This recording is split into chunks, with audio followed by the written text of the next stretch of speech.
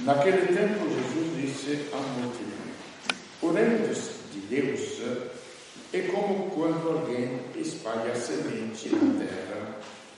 Ele vai dormir e acorda noite e dia, e a semente vai germinando e crescendo, mas ele não sabe como isso acontece.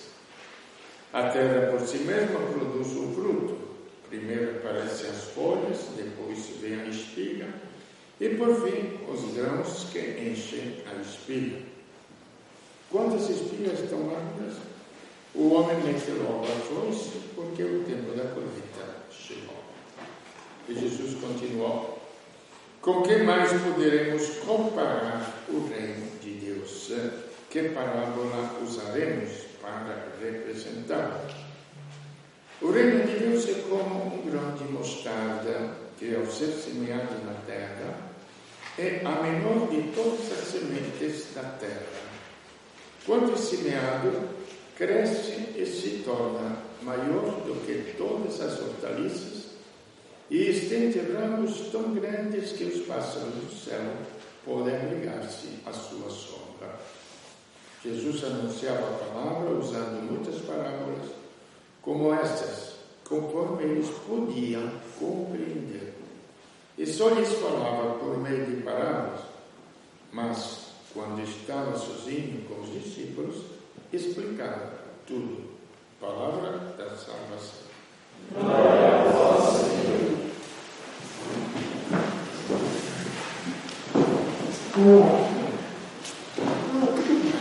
Quando estava sozinho, explicava tudo, mas parece que é mesmo explicando. Os discípulos não compreenderam nada. Tanto que quando ele foi crucificado, todo mundo se mandou. E mesmo depois da ressurreição dele, se vocês lembram, os discípulos de Emaús, Jesus apareceu, perguntou: por que estão andando tão tristes assim? Porque veio um homem, você não sabe nada? O último chegado aqui, ninguém tuitou para você, ninguém mandou uma mensagem para dizer: veio um homem, Jesus, que fazia milagres, ia libertar o povo de Israel, mas ele, acabaram com ele, botaram ele na cruz. E ele prometeu que iria ressuscitar ao terceiro dia, mas já faz 3 dias dele nada. É verdade que algumas mulheres disseram que acharam o sepulcro vazio, mas ele nada. Então não tinha entendido absolutamente nada. Isto que é a mensagem, o anúncio de Cristo, que não é entender, mas crer. Dá para distinguir um pouquinho isso ou não? Crer é quando você me conta uma coisa, você vai num outro lugar, viaja.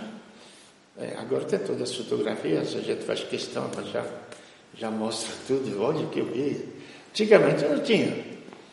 Então eu lembro, por exemplo, quando cheguei ao Brasil, nos anos 60, todo mundo perguntou, não tinha muita coisa na televisão, tinha como são as cidades lá na Itália, como é que é isso, aquilo.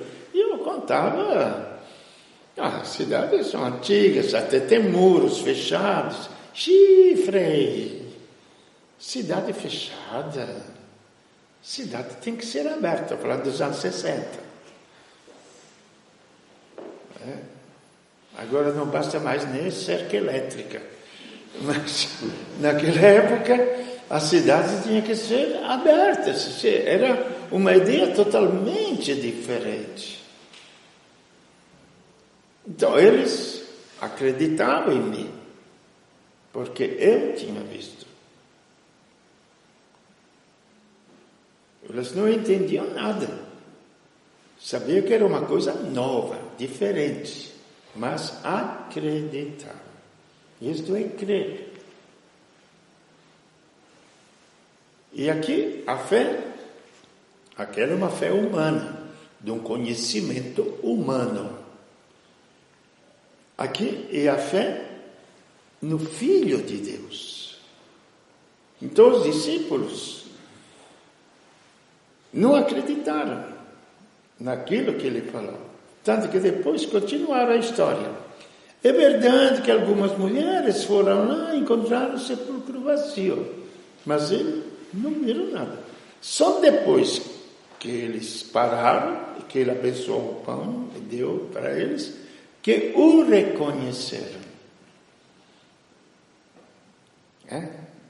Por exemplo, que ver uma coisa, um conceito comum que está no meio dos homens, mesmo gente que frequenta a igreja, não precisa gente que nunca vai à igreja e que talvez nunca tenha ouvido falar do Evangelho.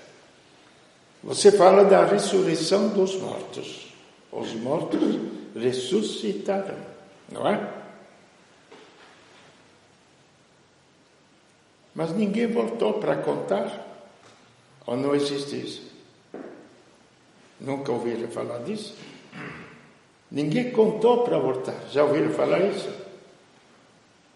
Estou falando de cristãos que frequentam a igreja. Mas é Cristo. Mas ele é Cristo, ele é outra coisa. Entende? Então, veja bem que não é tão simples crer. Por quê? Porque é uma novidade tão absoluta, diríamos depois até tão maravilhosa, que não dá para crer. A gente só vê nos jornais, televisão, aquilo que é a crônica dos homens. A história dos homens, de malandragem, feitiço, aquilo. Apesar que não contam toda a bondade que existe no mundo, que tem coisas, as famílias, os filhos que crescem, as escolas, tem muita coisa maravilhosa, mas, como se diz, uma árvore que cresce não faz barulho, não é? Uma árvore que cai faz muito barulho. E assim nós estamos acostumados, parece que está no fim do mundo, porque todas as notícias que chegam são aquelas que fazem barulho. As outras normais, é a normalidade da vida. Mas a vida é feita de normalidade, não é? E aí, a palavra de Deus que vê hoje, o que ela nos fala? Nos fala duas coisas. Jesus fala em parábolas. Ele fala lá de acordo com eles podiam compreender. O que quer dizer falar em parábolas? Dá um exemplo. Mas isso explica uma realidade que se falasse diretamente não entenderia nada. Então dá esse exemplo. Então fala o reino de Deus. Ele trouxe o reino de Deus. Bom, eu nesses dias estava meditando bastante. O reino de Deus. O reino de Deus se implantou lá em Belém, onde nasceu, em Nazaré, onde foi concebido o Verbo, o próprio Deus. Depois em Belém nasceu, era o próprio Cristo. De extraordinário não tinha nada. Tanto que quando até aqueles que esperavam a vinda do reino de Deus e falaram, olha, acha que chegou aquele prometido nas Escrituras, e que até o próprio Moisés disse, depois de mim ele que conduziu o povo de Israel pelo deserto, depois de mim virá um outro que vos libertará, que vai pertencer a este mesmo povo, mas que será maior do que eu. Então ele, imagina, tinha conduzido o povo, virá um outro. E todas as Escrituras tinham falado disso. Então, encontrou Natanael, falou, Natanael, acho que encontramos aquele do qual fala as Escrituras. Tá bom, mas de onde que ele vem? De Nazaré. Xiii. O que pode vir de bom de Nazaré? Eu lembro que brincando, quando estava em Caçapava, falava, jambeiro, o que pode vir de bom de jambeiro? Não tem nada. um tiquinho de coisa, não?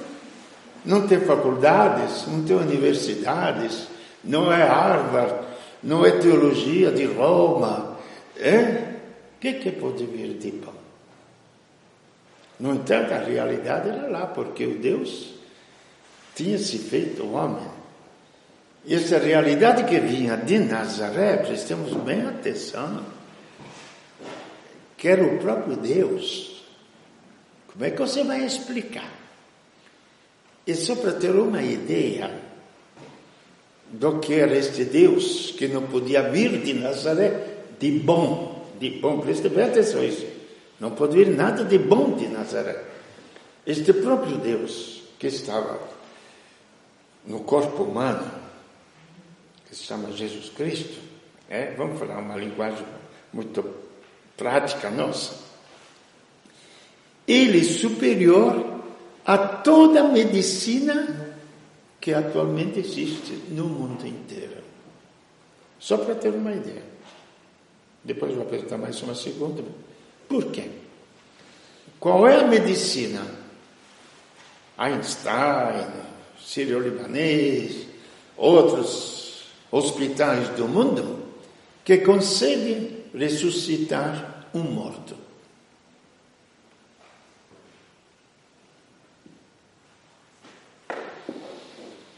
E esse que não era nada de bom, que vinha de Nazaré,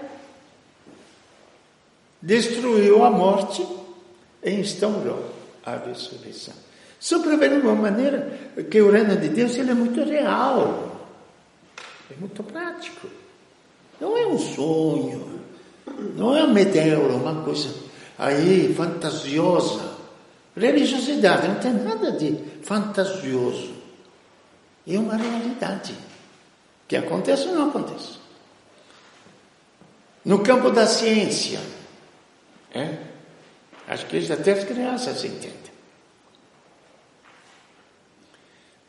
Os homens conseguem lançar um foguete na Lua. Até tiveram aquela gracinha de Gagarin quando foi lá. Primeiro homem que foi no espaço. Me falaram que Deus está nos céus. Eu fui até os céus e não encontrei nada, então não tem nada. Tá. E os homens, maravilhados, minha nossa festança que colocaram o primeiro foguete no céu. Gente, olha a criação. Quantas estrelas? Há milhões de anos. Que estão numa órbita maravilhosa, um do outro. E quem criou todo este universo? Aquele que nada de bom podia vir de Nazaré. Porque no princípio era o Verbo. Era a palavra de Deus. E tudo foi feito através deste. Tudo foi criado. Porque criar é fazer do nada. Inventar. A ideia que se tem de invenção é que é quase criar, não é? O fulano fez uma invenção. Não, besteira. Não é criar. Vamos traduzir. Vou dar uma aula de latim. A palavra invenire em latim quer dizer encontrar. O que quer dizer encontrar? Encontra uma lei que, juntando duas coisas assim, produz um metal diferente. Mas as coisas já existem. Você não está criando do nada. Então, quando se inventa, se acha, não se cria. Criar exatamente que não existe, nem um pedaço de madeira para você fazer uma escultura, nem um pedaço de pedra para você fazer uma escultura ou construir uma casa. Não existe. Do nada aparece tudo. E no princípio do Evangelho era o Verbo, e este Verbo criou todo o universo, dizendo o que nós queremos mais na nossa fé cristã. Então nós acreditamos mais na ciência do que na palavra de Deus. Então veja que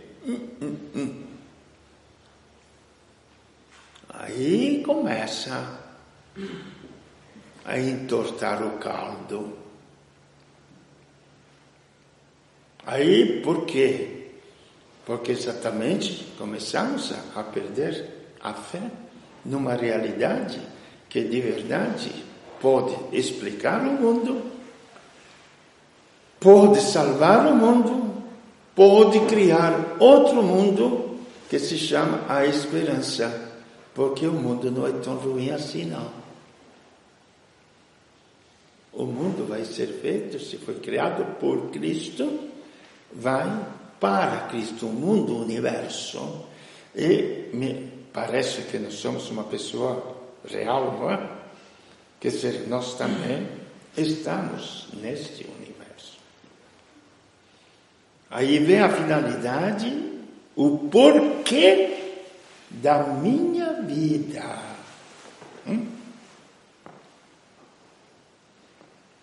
Eu sou enxertado nesse universo.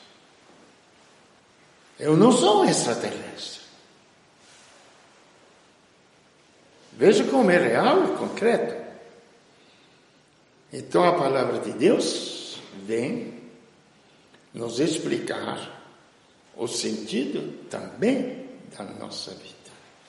E ele fala que este reino de Deus, este princípio, desculpe a expressão, este princípio ativo, eu não sei química, não sei explicar, não é? Se alguém de vocês que entende que se colocou um princípio ativo dentro de um líquido, ele muda, não é? Porque aquele começa a reagir, não é? Então este princípio ativo, que se chama o reino de Deus, está no universo, está em nós.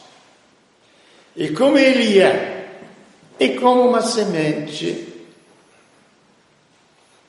Para comparação, o princípio ativo é quando uma vida é criada no ventre de uma mulher. É um princípio novo, que não existe. Quem tinha a capacidade de gerar esse princípio eram os pais. E começou a gerar uma vida, que somos nós. Então não estou falando de coisinhas lá. Mas começou como? Uma sementinha invisível. Medito um pouquinho, gente, na vida. Eu medito muito. Tarde demais, um pouco na velhice, volto a ser antes de eu existir. Antes de eu ser concebido no ventre de minha mãe. É bom, gente. É bom meditar, mesmo que tem filhos, viu? Porque quem tem filhos não nasceu já, pai e mãe, não. Todos nós fomos gerados. Então começou esta vida dada, oferecida, gratuitamente por parte de quem tinha esta vida biológica, que eram nossos pais. Então o reino de Deus é uma semente de vida divina, enxertada na carne humana, produzida pelos nossos pais da terra. Eis porque Jesus fala, vamos comparar ao quê? Vamos comparar a uma semente de mostarda, a menorzinha. Então dentro de nós, ele é a menorzinha. Nós temos um monte de coisas, temos inteligência, temos corpo, temos sentimentos, temos força física, temos capacidades humanas, etc. E no meio de toda esta bagunça humana, vamos dizer, que parece tão grande, existe esta sementinha de vida. E ela, que é vida, prestemos bem atenção, eterna. Por que vida eterna? Outro engodo aqui, do nosso conceito religioso. De vida eterna, que é aquilo, se eu estiver errado, vocês me corrijam. É aquela que começa depois da morte, não é? É assim mais ou menos a ideia da vida eterna. Mais ou menos isso. Não, quero saber. Estou enganado? É assim, não é? Bom. Agora eu me pergunto. A vida de uma criança quando ela nasce, começou quando? Quando ela nasce ou já estava antes? Estava antes, não é? Então a vida eterna, nós já a carregamos dentro de nós. Ela já existe. Aí você tem uma vida do corpo. E vai desenvolver esta vida do corpo, alimentando. Aí temos uma vida da inteligência. E vamos para a escola, para cultivar esta vida da inteligência.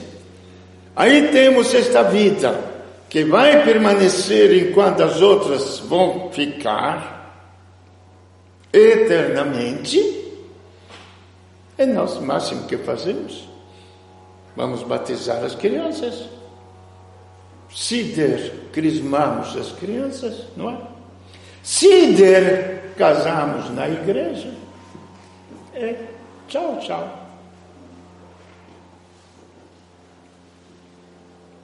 E a alimentação desta vida divina que está dentro de nós, repito, é uma vida. Estamos falando de um existir dentro. Se você não manda as crianças para a escola, pode ser a pessoa mais inteligente do mundo. Eu lembro uma vez que estava assistindo um programa dessas coisas que estão fazendo nas favelas, pegar as crianças, descobre gênios de música, etc. E a professora falava, quem sabe quantos Beethoven, o maior musicista que se conhece, deve existir no universo. Só que não teve chance de poder conhecer a música e estudar a música, não é? Quem sabe quantos Francisco de Assis estão no universo e nunca fizeram crescer neles esta vida divina, onde o mundo seria diferente. Só fizeram crescer neles o quê? Os abrolhos, os espinhos, a malandragem.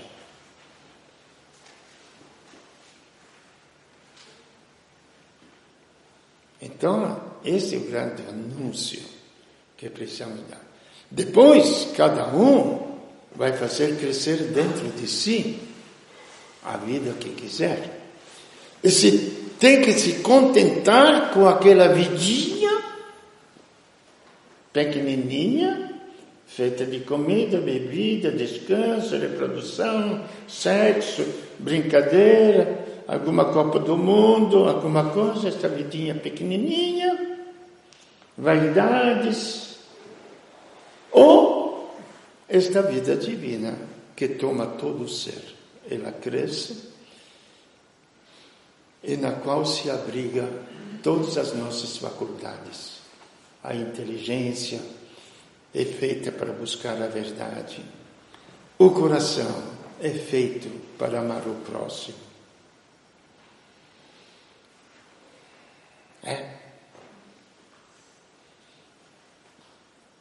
Aí cabe a cada um. Por quê? Porque para nós cristãos viver é Cristo.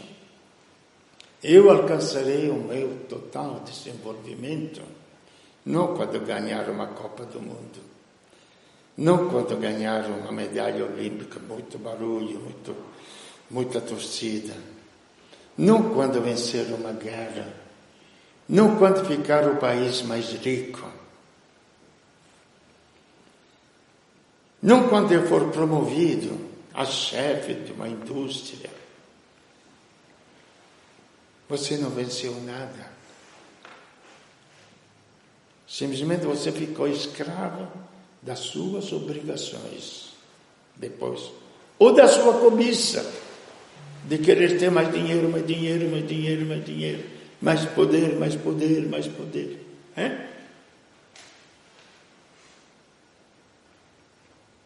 Você se realizará quando Deus crescer dentro de você.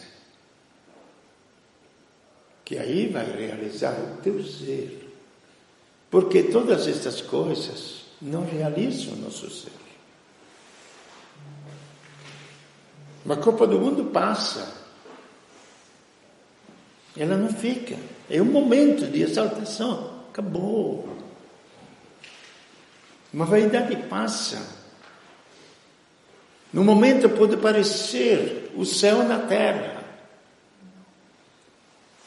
A juventude passa. Mas esta vida divina cresce e é vida, repito. Uma vida que você experimente, porque a vida você experimenta.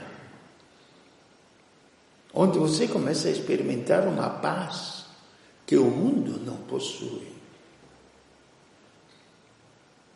Você começa a experimentar uma alegria que o mundo não possui. Compreende? Você começa a experimentar uma experiência do infinito, que é a tua inteligência. Porque em Cristo tem uma frase de uma oração linda demais. Entregando-te o Cristo, faça-nos possuir contigo toda a criação. Quer dizer, se eu deixar Cristo viver em mim, a minha inteligência, o meu ser se expande no conhecimento do universo inteiro. Porque todo o universo, Cristo te pertence. Agora eu pergunto, o que Deus podia fazer mais para a gente? E tudo isso é de graça. Como a vida biológica nos foi dada de graça. E tudo isso não depende do nosso esforço. Como a vida biológica não dependeu do nosso esforço. Foram nossos pais que nos geraram, nossos pais que cuidaram de nós, nossos pais que trabalharam para nos sustentar, bem ou mal, mas eles fizeram isso. Mesmo que você seja filho de uma prostituta, pelo menos ela te gerou e por 9 meses te levou na barriga, não abortou você. Mesmo que seja o pior das mães que você teve. O pior dos pais que você teve. Mesmo assim. Agora imaginem vocês, em Deus, aquilo que nós somos. Essa é a esperança que não engana. Esta é a semente. Deu para entender? Acho que não. Deu para eu explicar? Acho que não, tentei. Entendeu? Esta é a semente. É por isso que nós vemos que ainda a gente que tem um potencial enorme, que potencial tem uma criança que mal consegue engatinhar. Que potencial temos nós, que mal conseguimos fazer alguma coisa. É gozado, o pessoal fala para mim, Frei, o senhor tem muito crédito lá em cima. Porque fez muitas coisas boas. Sabe que refletindo, eu sou um sem vergonha de marca maior. Por quê? Porque duas coisas que parecem maravilhosas que foram feitas, se você olhar, foi a providência que fez. Como é que eu consigo construir um conviver 3.500 metros quadrados lá, sem ter um tostão no bolso? Entre nós. Está certo, eu confiei nele, mas quem fez foi ele que mandou o dinheiro, mandou as pessoas e tudo. Gente, como é que eu vou ter crédito junto dele? Eu vou ter uma sem-vergonhice por não ter feito mais. Entende? Então é uma coisa muito lógica, muito clara esse relacionamento com Deus. É a única coisa. Eu meditando, por exemplo, todas as obras da Madre Teresa de Calcutá, que agora ficou assim tão famosa, mas meditando bem, quando Jesus chamou ela diretamente, porque era uma coisa interessante, ele falou claro: me leve lá nas favelas, me leve, eu sou o Salvador.